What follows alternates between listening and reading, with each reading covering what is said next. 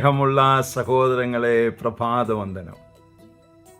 കാവൽ മാലാഖമാരുടെ ജോലി തടയുന്നുണ്ടോ?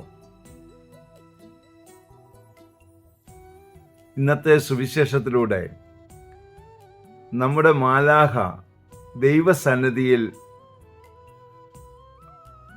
കാര്യങ്ങൾ ഉണർത്തിക്കുന്നുണ്ട് എന്ന് പറയുന്ന മനോഹരമായ വചനമാണ് നാം വായിച്ചു കേൾക്കുന്നത്. നാം ഒരു പ്രശ്നത്തിൽപ്പെടുക, ഒരു വ്യക്തി നമ്മെ പ്രശ്നത്തിൽപ്പെടുത്തിയെന്ന് ഓർക്കുക. ബുദ്ധിമുട്ടുണ്ടായ സമയത്ത് എന്താണ് നമ്മൾ സംഭവിക്കുക? പെട്ടെന്ന് ഈ പ്രശ്നം സോൾവ് ആകുമെന്നൊന്നും നമുക്ക് ചിന്തിക്കാൻ പറ്റുകയില്ല. നമ്മൾ അതിനെ ഓർത്ത് ചിലപ്പോൾ അപ്സെറ്റ് ആവും, വറീഡ് ആവും, വിഷമിക്കും, അല്ലേ?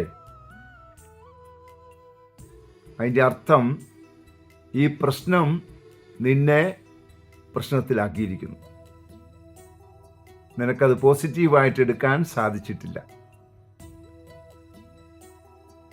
അതായത് തിന്മ നിന്നിൽ ജോലി ആരംഭിച്ചു കഴിഞ്ഞിരിക്കുന്നു. അതുകൊണ്ട് ഞാൻ കുറച്ച് നാളുകളായിട്ട് പ്രാക്ടീസ് ചെയ്യുന്ന ഒരു കാര്യം നിങ്ങളോട് പറഞ്ഞു തരാം. എന്തെങ്കിലും പ്രയാസങ്ങൾ, പ്രശ്നങ്ങൾ ആരെങ്കിലും നിങ്ങളുടെ ജീവിതത്തിൽ ഉണ്ടാക്കിയാൽ അപ്പോഴേ ഒരു കാര്യം ഓർത്തോണം, എൻ്റെ കാവൽ ദൂതൻ ഇതാ ദൈവസന്നിധിയിലേക്ക് യാത്ര ചെയ്യുകയാണ്. എത്രയും വേഗം അവൻ അവിടെ എത്താനും ദൈവവുമായിട്ട് മുഖാഭിമുഖം സംസാരിക്കാനും തക്കവിധം മാലാഖയെ ഒരുക്കാൻ നമ്മൾ എന്ത് ചെയ്യണം?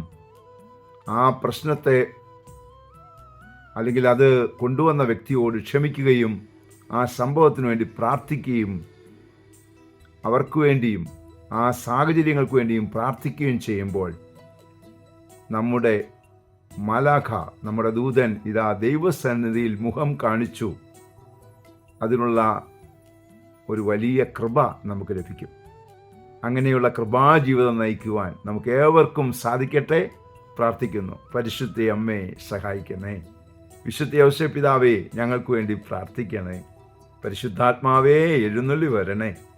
പരിശുദ്ധ പരമ ദിവ്യകാരുണ്യത്തിന് എന്നേരവും ആരാധനയും സ്തുതിയും പുകഴ്ചയും ഉണ്ടായിരിക്കട്ടെ. ആമേൻ.